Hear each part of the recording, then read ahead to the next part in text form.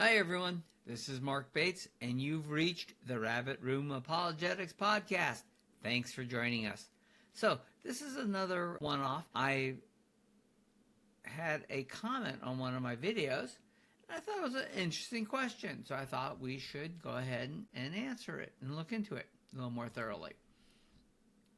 So the question was, regarding the Sabbath, you don't have to get legalistic. I think he was referring to one of my comments. I suppose with regard to God's commandments written in stone, I am an unapologetic legalist. And this is where I think he doesn't quite understand what legalism meant, but that's okay. Right along with do not murder, etc. Question, should we group kosher with circumcision and those commands outside the commandments in stone? Or should we group the 10 commandments including Sabbath and murder with circumcision, which was abandoned as an indicator of sin? Once again, I'm not sure he understands that concept either properly. Circumcision is nothing, and uncircumcision is nothing, but obeying the commandments of God is everything. And that's from 1 Corinthians, and yeah. So he's quoting a verse without giving it some context. Was Paul correct here? Romans 2:13, for it is not the hearers of the law who are righteous before God, but it is the doers of the law who will be declared righteous. He's pointing out what appears to be a contradiction. But once again, it's mostly because he's not including context. So the question is, which laws?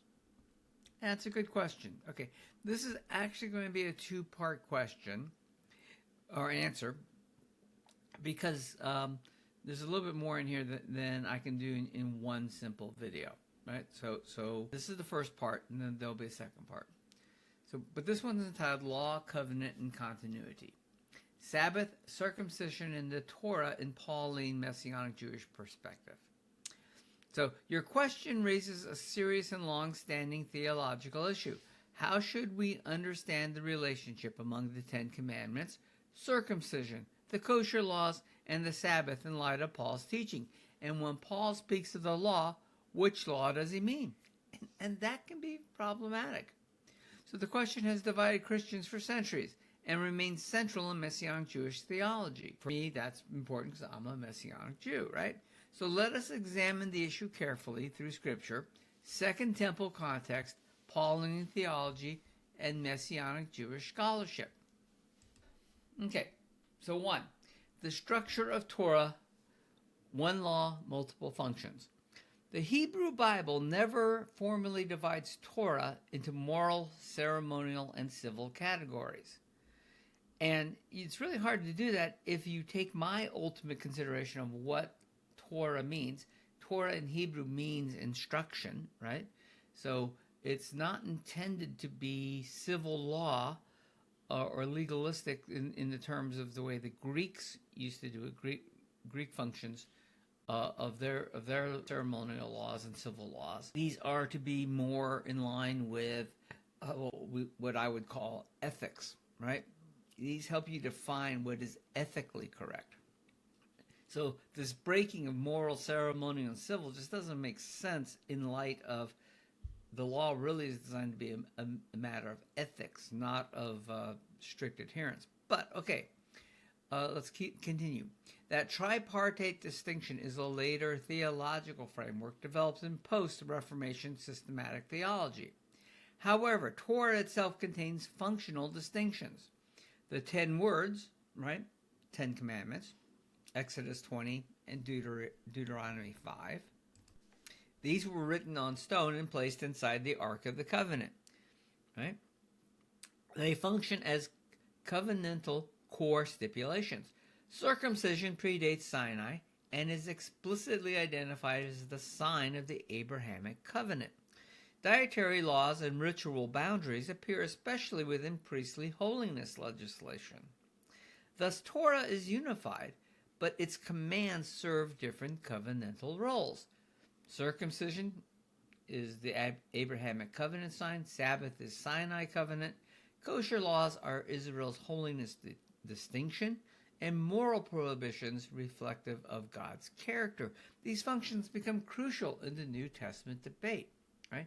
And this is where framing it as ethics as opposed to statutory law really helps, I think, in terms of context and how we look at these things. So let's look at Second Temple Jewish identity markers. And we distinguish this as Second Temple because the Second Temple period, of course, is the 400 years, right, after the return from Babylon, and when they rebuilt the temple, right, and then the time between then and the destruction of the temple. And we really isolate that because we know a pretty good deal of how people thought in those days. We have a lot of writings, especially things like the Dead Sea Scrolls and other old texts that have been discovered. And we have the apocryphal documents and the pseudo-documents, false named documents that come after that. And there are surviving writings, right? So we have an idea, maybe not absolutely complete, but we have a really good idea of the thought process of Second Temple period Judaism and the differences in it. And there are some great differences. So that's why I use that as a distinct marker, because we can really delve into that academically. So in Second Temple Judaism, circumcision, Sabbath observance, and dietary laws function as covenant boundary markers, distinguishing Jews from Gentiles. These were not merely moral commands. They were visible signs of belonging to Israel. Paul's disputes in Galatians and Romans were not primarily about the goodness of Torah. He calls it holy and good, right, in Romans 7:12. And once again, there's the context right there. But about whether Gentiles must adopt these Jewish identity markers to belong to God's covenant people. His book's been around for quite a while. Research emphasizes that works of the law and Paul often refer specifically to such identity markers. In fact, I didn't mention it here, but in the Dead Sea Scrolls, there's actually an entire scroll called HaMasorah HaTorah, right? Which is works of the law. And the scroll has nothing to do with Torah observance. It has everything to do with these are the things that you will do if you want to be part of our community. Right?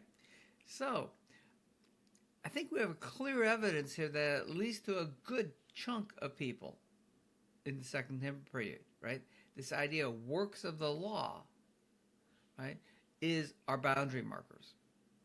And both James D.G. Dunn and several other authors who are familiar with Second Temple period works will point this out, okay?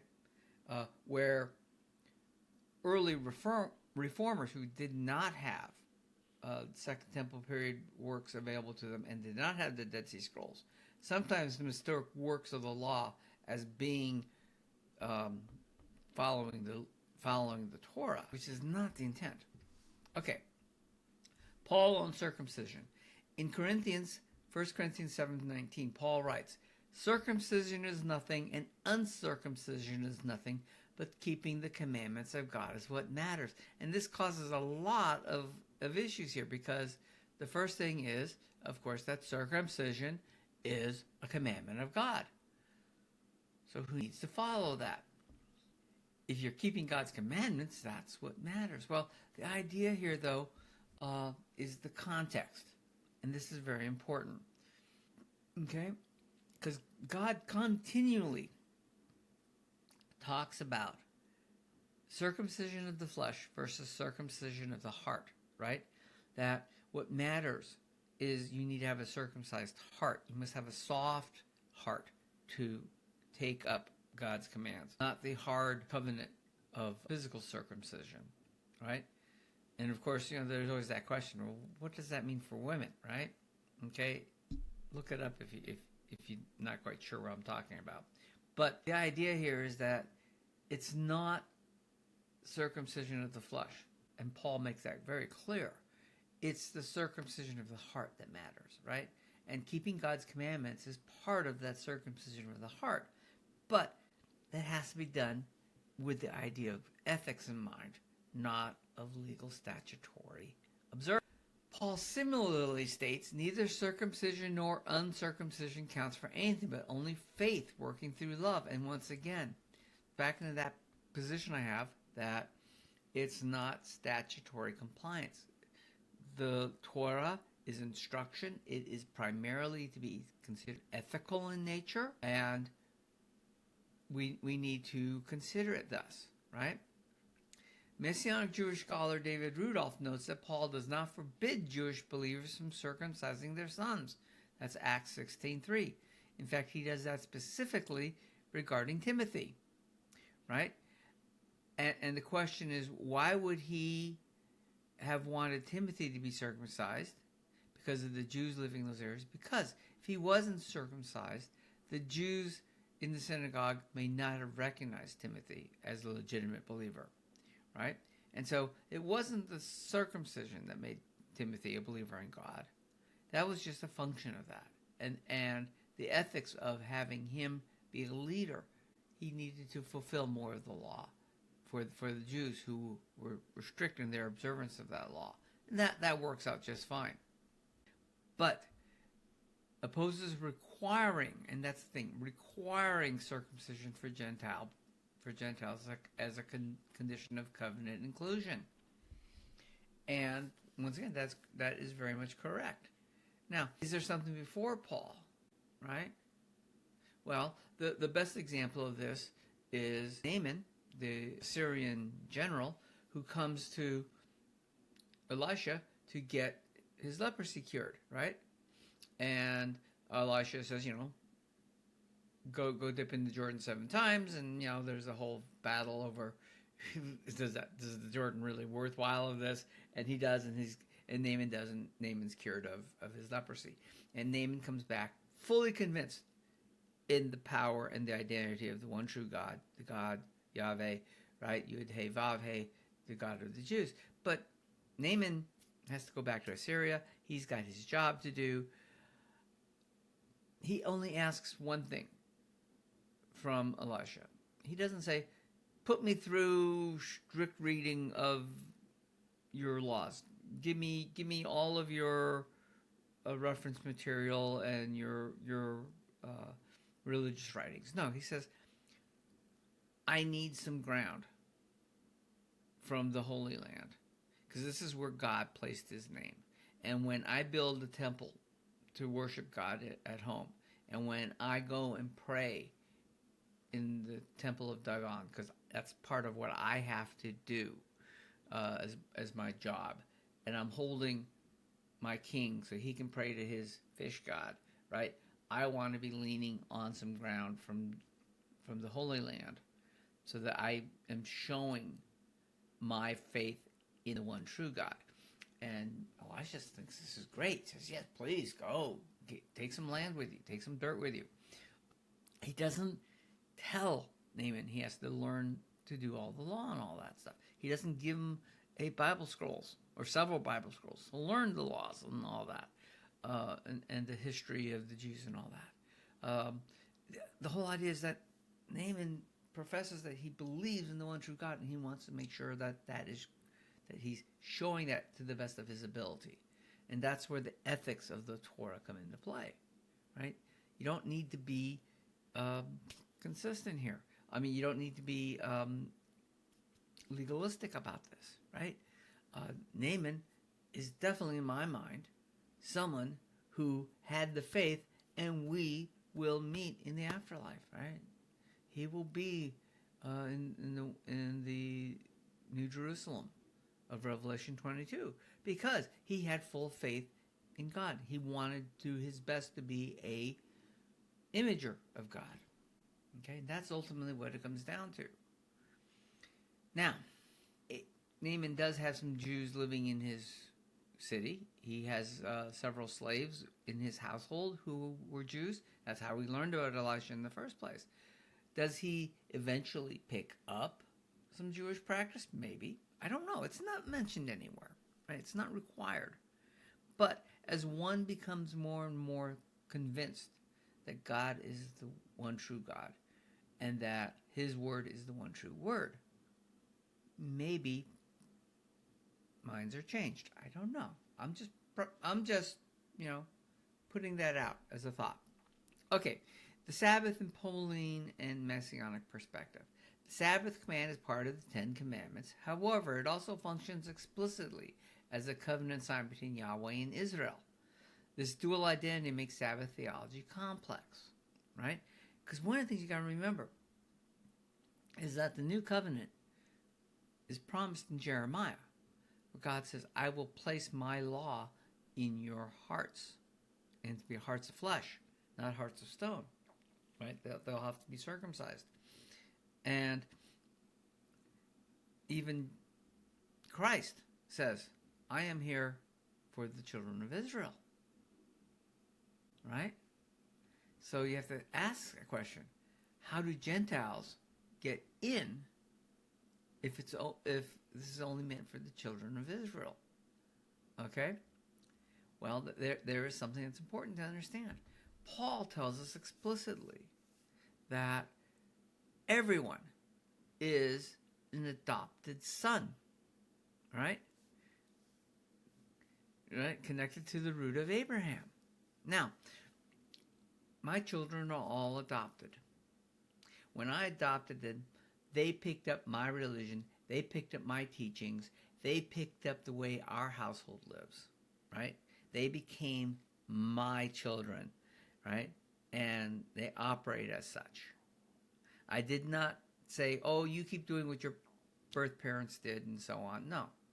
They are my children now, right? All Gentiles, along with all Jews. And Paul makes this very clear.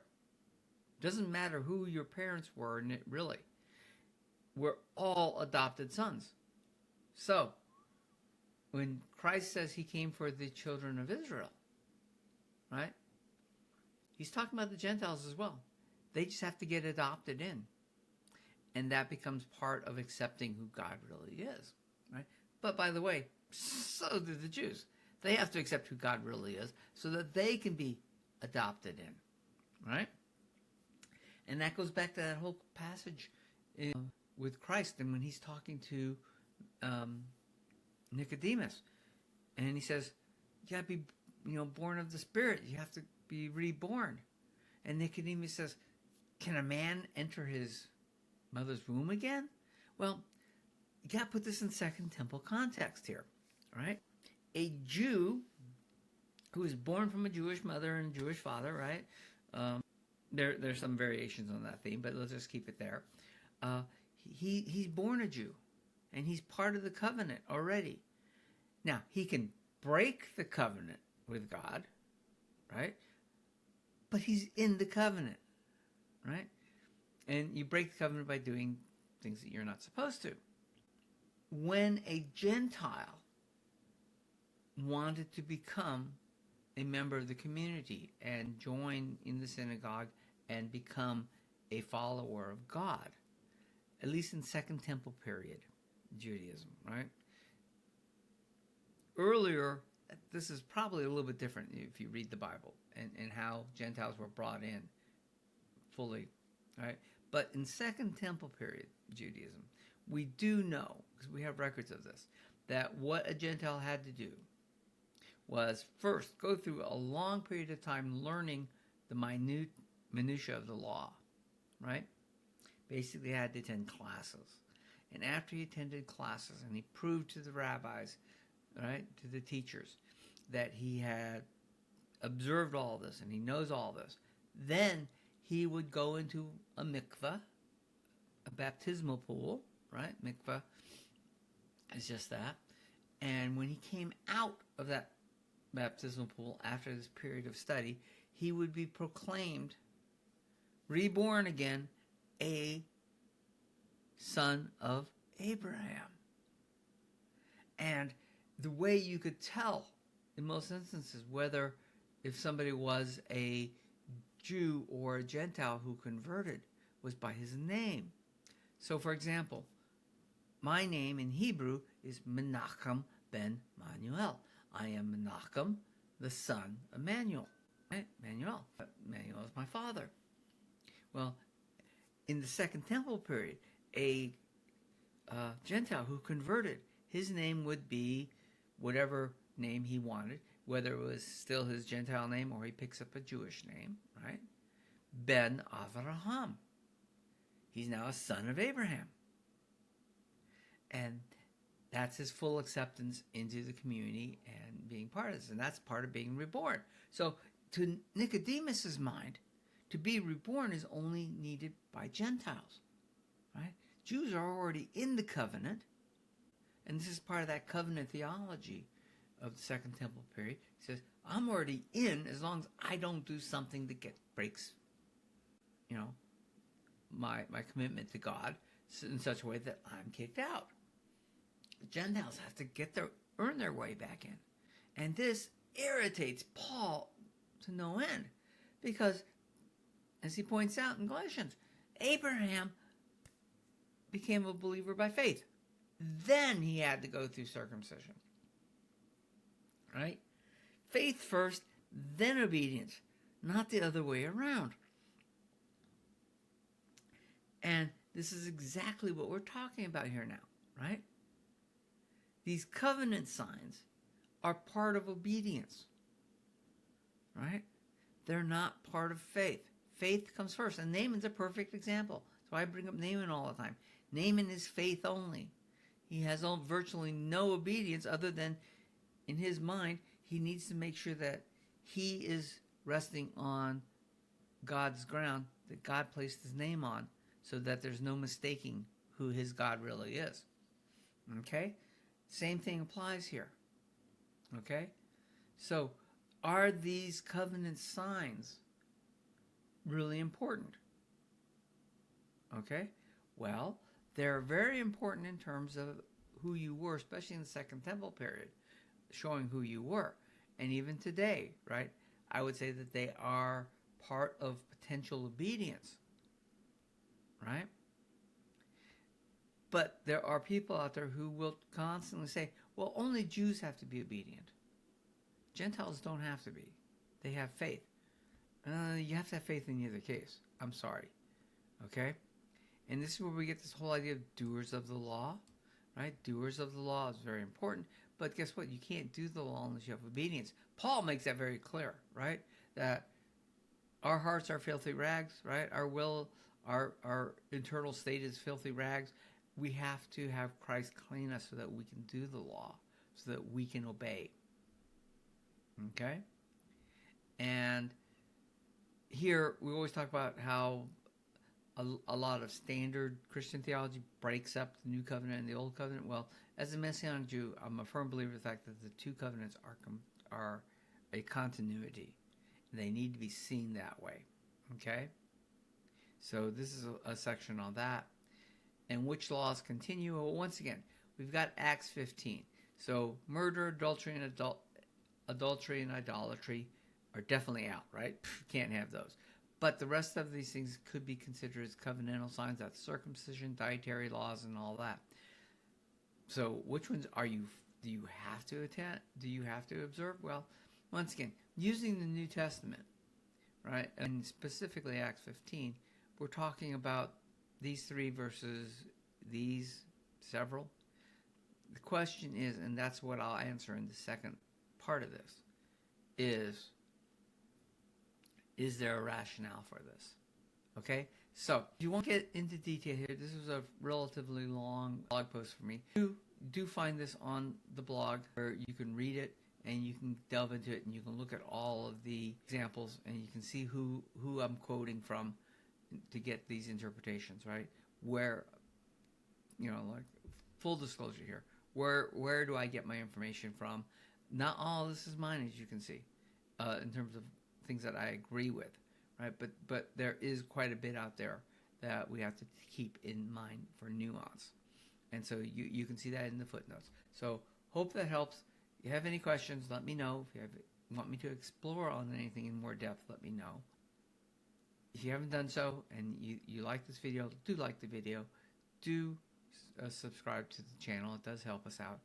If you're looking to share this with a friend. Get that study partner. I like having study partners for the Bible. It helps us be consistent. It helps us to maintain our thought process. We're not meant to be doing this as Lone Rangers, right? So get a study partner. Share this with them.